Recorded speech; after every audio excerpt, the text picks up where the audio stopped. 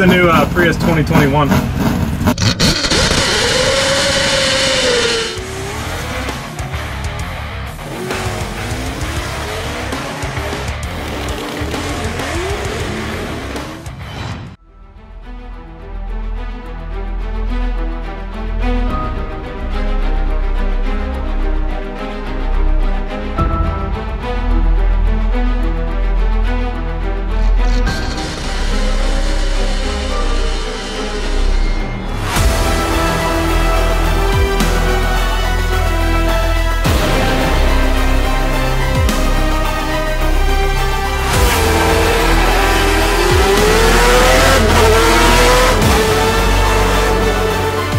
Gran Turismo used the audio from this RX7 for the 787B.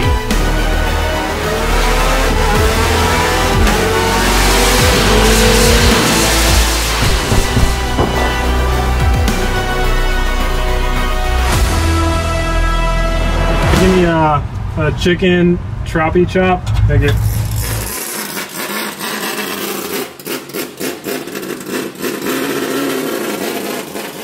What's up guys, Javier from That Racing Channel back again for another episode with Jack from HP Logic, and today we have a special guest. We have Logan coming from all the way from Ohio, Defined Autoworks. He brought his absolutely insane 4-rotor Mazda RX7. This is likely one of the loudest idling cars I've ever heard in my entire life. It about pierced my eardrum just idling on cold start. I cannot wait to show you guys. Let's check it out. Don't stand in front of the exhaust, I promise you.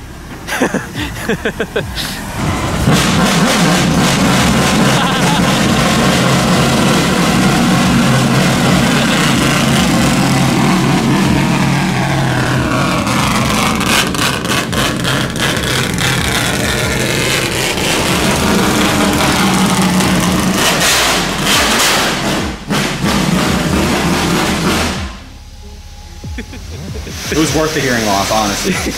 Holy shit. That is legit the most wild sounding car I've ever heard in person, period. Every aspect of this car is just a 10 out of 10 wild. Absolutely insane. Our little Tier C sticker, boom, 10 horsepower. How do you feel about that, sir? Bro, I don't have words to describe how insane this is. This is like the coolest car I've ever seen in my life, honestly. And you being a prior RX-7 rotary owner. Oh yeah, no, this is like right up your alley. It's like go into Forza, get an RX-7 and max everything out, and this is what you get. Like, this is sick, man. This is pretty much the closest thing we're ever going to see in person to like a 787B. Yeah, definitely. So they actually used the audio from this car for the 787 in Gran Turismo.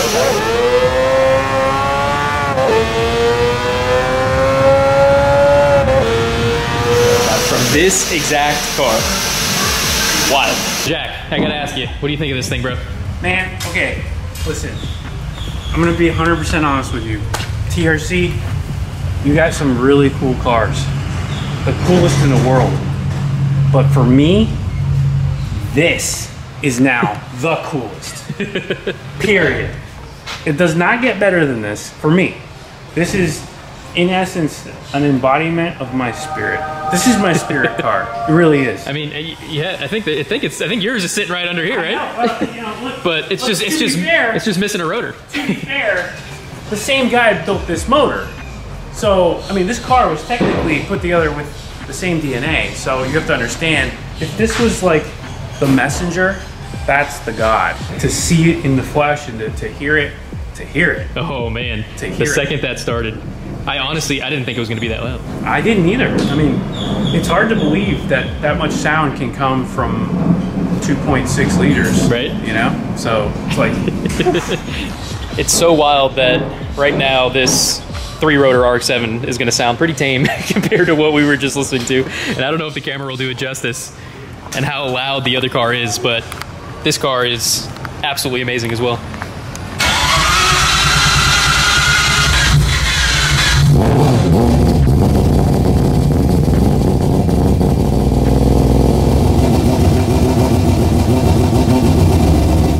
Pretty wild cooling setup. You had to do quite a bit of modification to get that 4-rotor in there, huh? that's stock. It says stock. It's a massage factory. OEM plus. Man, I cannot wait to go for a ride this thing. You mind explaining this stuff here real quick?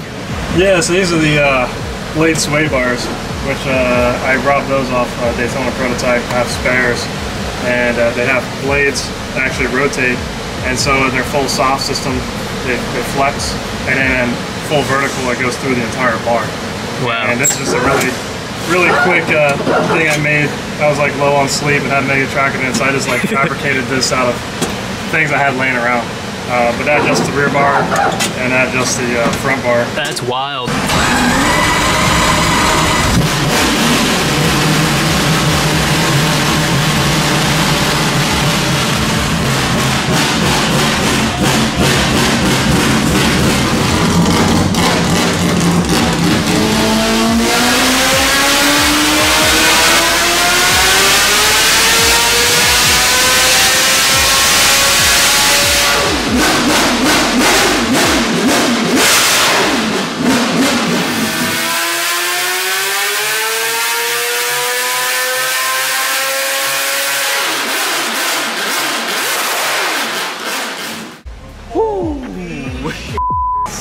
Oh my god. Dude, covering my ears still wasn't enough. I know. Did it shoot a flame? Yeah. Dude, when he stabbed the throttle and revved it up, it was like, wow! It sounded just like the 787.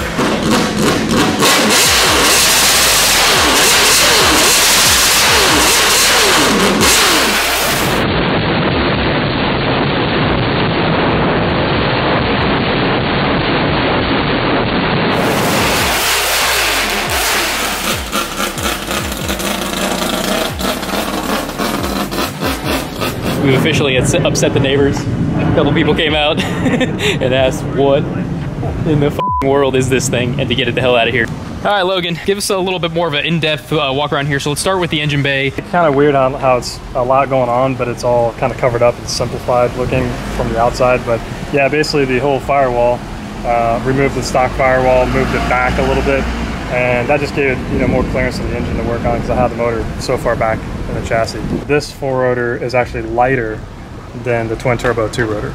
So this motor is about 25 pounds lighter than a stock twin turbo. I didn't know that, man. Which a lot of people are always like, well, you went 4-rotor, how did you deal with all the weight balance issues? And I'm like, well, it's actually lighter. It's actually lighter than a stock motor, and then being that far back, that makes this car actually rear heavy. So it's 51% rear heavy, 49% front. So for a front engine car to be rear heavy, that took a lot of thought and careful placement of things. And this is obviously a track inspired car. This isn't a straight line car. Doesn't make all the horsepower in the world, but I imagine just this thing's probably just on rails, literally. I mean, I think there's what, a 345 on the back? 345 on the back, 335 on the front. These are GT500 race only wheels that the Japanese race teams got, and I got fortunate enough to find a set.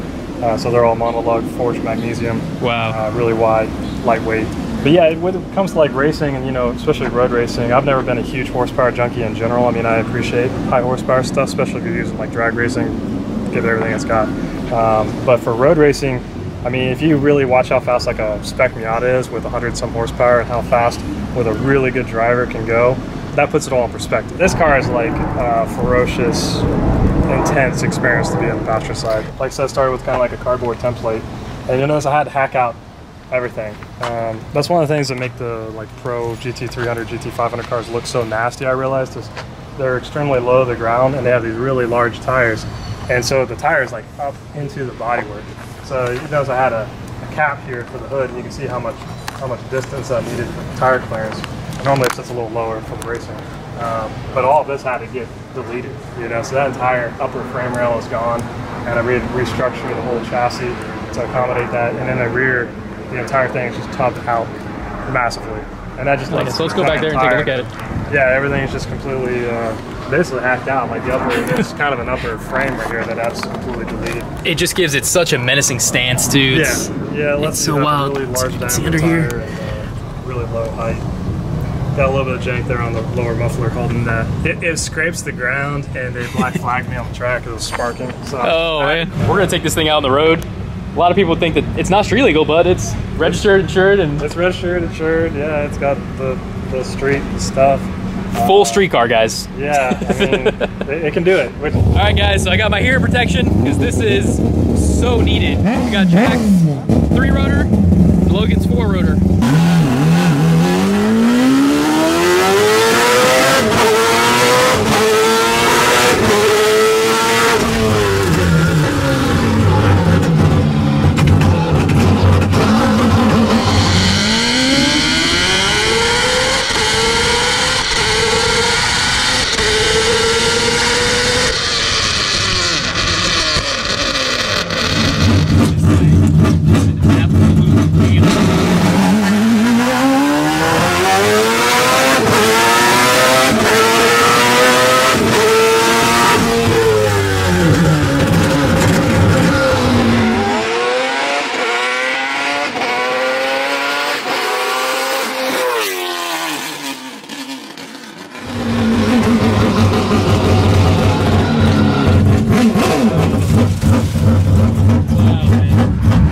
Saying we need to fill it up, and I thought he was gonna have to go put some race fuel in it, but he's like, no, let's go to the pump and pump some 93 in it. 93. So you do some 93 and some good old 2-cycle premix here? Cycle.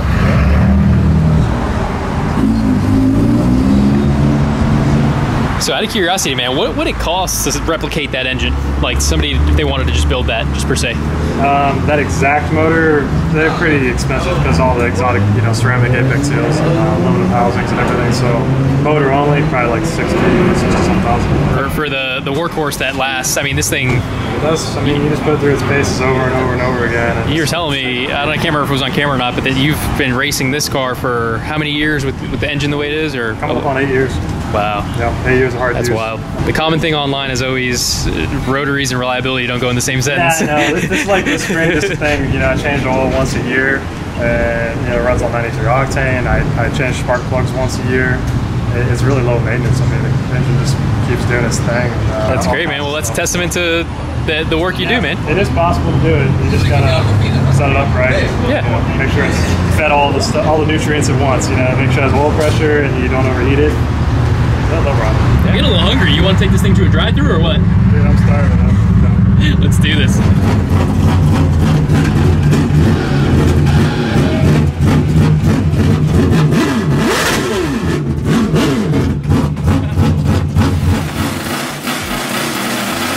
Chain rides for food.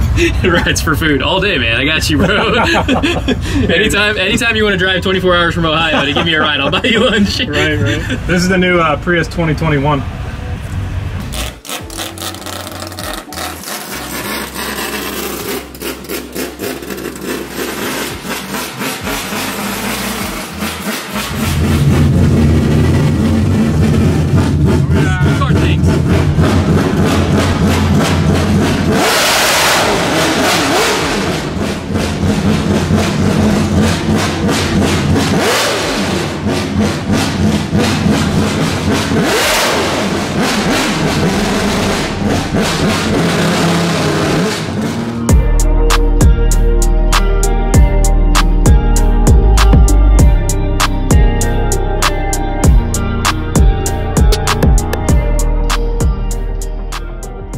Your turn, buddy. I can't hear you. Your turn. Oh, hell yeah, dude. Hell yeah. I couldn't even hear my car. I was like, man, my car sounds good. Then all of a sudden, I'm like, whoa. I don't hear my car anymore. All right, so we got our death ray button. Death ray button. You're gonna kill me, buddy. You know, just flip that right on. I'll take death ray on, please. Death ray on. All right. Ooh, buddy, man, this is gonna be turned into a different type of shoot. Yeah, Jack. I don't know. We're ready for it. All right, dude, you ready for this? I don't know, man. I don't know. How did that sound going by? Insane, bro. It's like the heavens opened up. Dude, it's a wild experience. Go ahead and jump in and we'll get you strapped in, bro.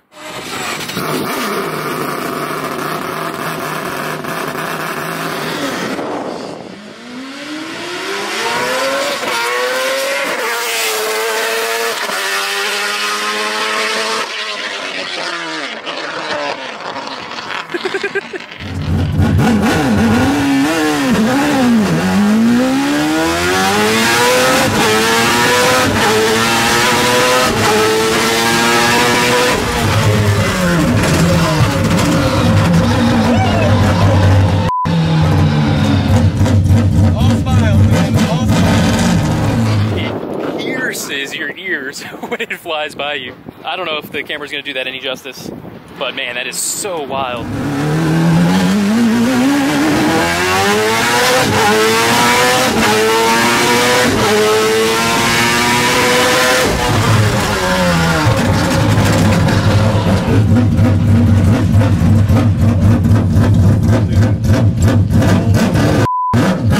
My man, how was that? Dude, that, I mean, like, just like Jack's, life-changing, man. Life-changing. That was insane, dude. Like, I have no words to describe, like, how it feels. I mean, the sheer braking force, it feels like your face is gonna come off. It's insane, right? It's insane. I mean, the cornering, the sounds, dude, the sounds. Everything, man. Everything, the whole experience is just like 11 out of 10.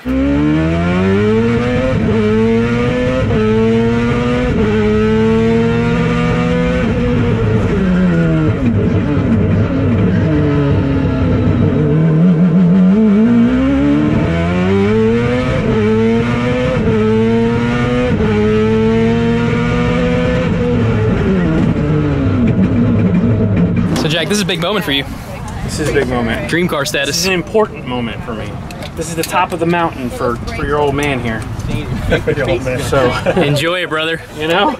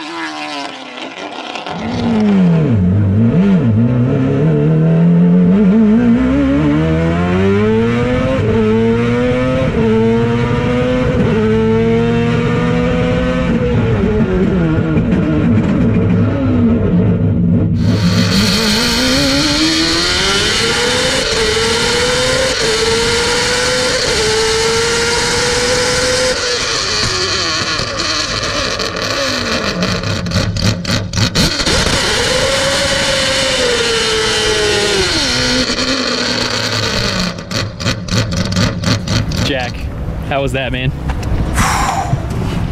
That's it, I realized it. I realized the top. It's just, you know, there's nothing left. I might fall over later and it'll be fine. The brakes are warmed up now. Oh yeah, right? Yeah, the brakes were working there. I think the perfect way to describe this car is just complete sensory overload. We didn't even get into cornering, so I mean that's where this car is really going to shine. Obviously it's fast, straight line, it's light, makes power, it revs high, but the cornering is this really shines. So we got to see if we can meet up with him and do a track day or something, because this honestly just blew my mind. This is one of the coolest things I've experienced. Huge thank you to Logan and Defined Autoworks. This thing is an absolute amazing machine. All right, man, I gotta say, that was one heck of an experience. Sensory overload. Yep. This thing gets a massive TRC approved stamp. It's just gonna take up the whole screen. Ultimate rotary edition.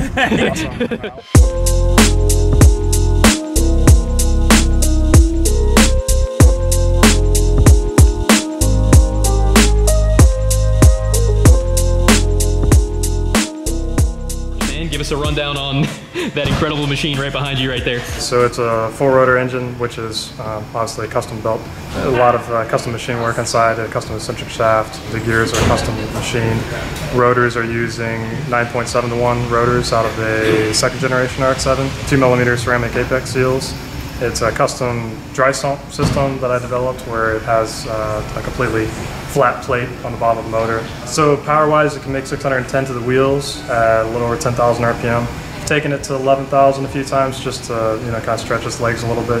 I'll maybe revisit that later. Right now it's in a power-to-weight class, which you're only allowed to have so much horsepower for how much the car weighs.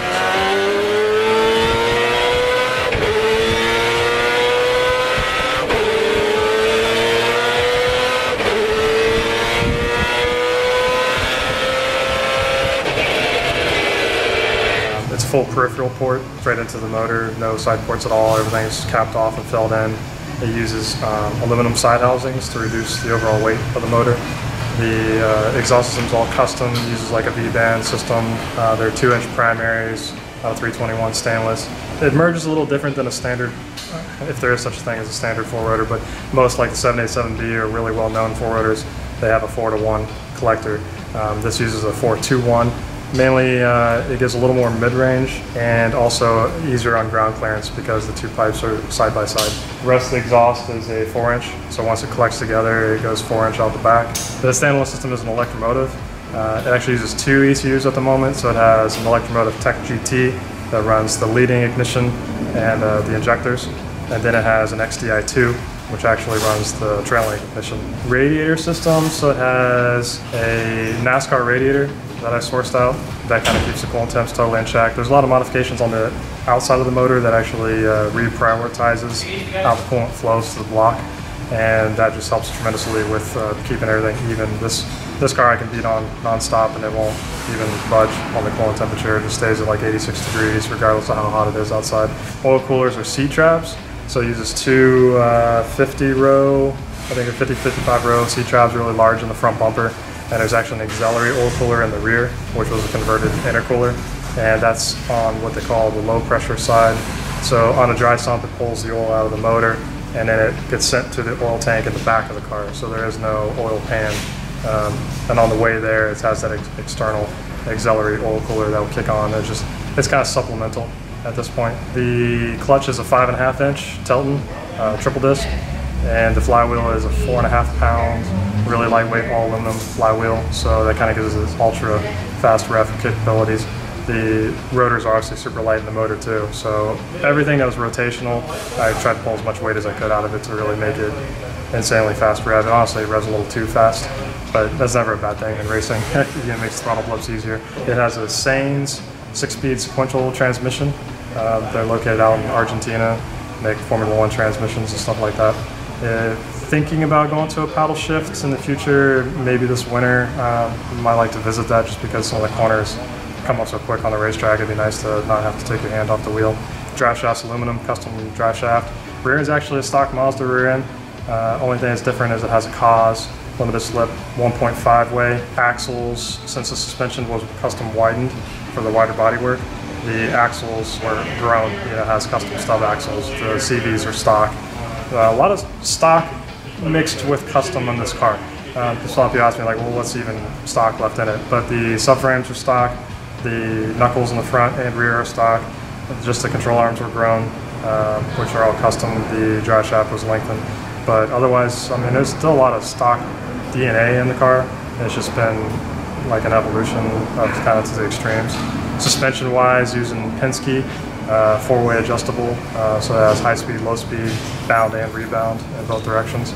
Spring rate are pretty high, 1,200 pound front springs and like 1,300 pound rear springs. So braking system was also sourced from a NASCAR. They are forged aluminum monoblock calipers, really wide, so it uses extremely thick. Brake pads are over 1 inch thick per side, so it's kind of an endurance braking system. Not really large on diameter, they're only 13 inches in diameter, front and rear, but the rotor is almost a 1.5 inch thick rotor, lots of airflow going through it. None of it's actually ducted whatsoever. I don't have front or rear brake ducts, and I have full tilt, just wailing on it lap after lap. They never overheat, so haven't had any issues with brake fade whatsoever. But I mean, that's kind of the benefit of using like a motorsports setup, is it's designed to stop a NASCAR that weighs a heck of a lot more than this and it's going 200 miles an hour. I'm not ever achieving those speeds, so it's just over-engineered for what I'm using it for. So yeah, Gran Turismo did record this car for the GT Sport, I think. GT Sport, the latest one out? Yep. And that's insane, dude. They used this audio for the 787B. They had to tweak it ever so slightly because I was only able to get around 9,000 on the dyno that day. So yeah, it was used in Gran Turismo for the audio on the 787B. That is wild. How did that come about? Because like this is maybe the only one they get their hands on, or yeah, at the moment there was something with the 787B, they couldn't get a hold of it to do the sound capture, and they didn't want to use their old files. So they were looking online and YouTube and everything else, and they came across my car and saw it was a natural aspirated 4-rotor that was racing, had the right kind of high pitch sound that they were going for. So they reached out to me and said, hey, this is such from Sony, and we're trying to get some recording for the that is so cool, Gran Turismo. And that definitely was full circle for me, because a lot of the development of this car and how it looks came from like Gran Turismo 4, A while back I was injured, and basically I was just stuck playing Gran Turismo 4 for hours a day, and there was a green wide-body RX7 in that game, and that really kind of, that and Mia were the two main inspirations for how wide and crazy looking it is. It's just That's so cool, man. To live out your childhood fantasies. So now every time I open the garage door, it's cool because it's kind of like having the real life Gran Turismo garage. And you do everything yourself, right? Like, I mean, you mentioned a lot of stuff, and normally it's like, this guy built the engine, this guy did the chassis, but from what, at least from what Jack, I think, mentioned, you did most of this yourself? Yeah, it's probably like 95%, a lot of in-house, fabrication. Obviously, I got my machinists that do a lot of machine work to custom adapt, like the brakes onto the hubs, and then, the eccentric shaft is not done by me, and a lot of machining help, but any of the fabrication, any of the welding, anything like that, I'm the one that's doing it. I just don't do body work. So I have my body guy go through the body and paint it, and I don't do the machine work. But everything else, that's wild. It's handled by me. And I heard you talking to Jack earlier. You mentioned that this started off like with cardboard or something to mock it all up, and you did it yourself, or? Yep. So I mean, so cool. I kind of had a couple books on how like race car fabrication and body fabrication, and everybody usually uses fiberglass. My issue with fiberglass, I didn't exactly know how to make the left and right side identical to each other without a whole complex process, because you make a mold for one, it's not exactly, you can't just pop it inside out and do the other side. So that's when it hit me when I was looking at the GT cars. Modern bodies really aren't that rounded. They have curves to them, but they always have like a kind of a sharp edge. And I was looking at more, I'm like, you know what, I think if I could make it out of cardboard, flat sheets of cardboard, and lay them together, then aluminum could be used to basically just weld the seam and achieve the, a relatively speaking, easy to manufacture body. And then you just flip the template from one side to the other, and you have a virtually identical, symmetrical body without the complexity. So, that's super cool, man. Yeah. Mission complete, dude. I can't thank you enough. This was one heck of an experience. That's amazing. That's great. Guys, I think the car's getting quieter, I think. Oh, as you lose your hearing, it gets quieter. Oh yeah, look, I don't even need hearing protection now. I'm good to go. He's already growing up. All right, guys, it's been an absolute blast here. We'll see you guys next time. Yeah, later.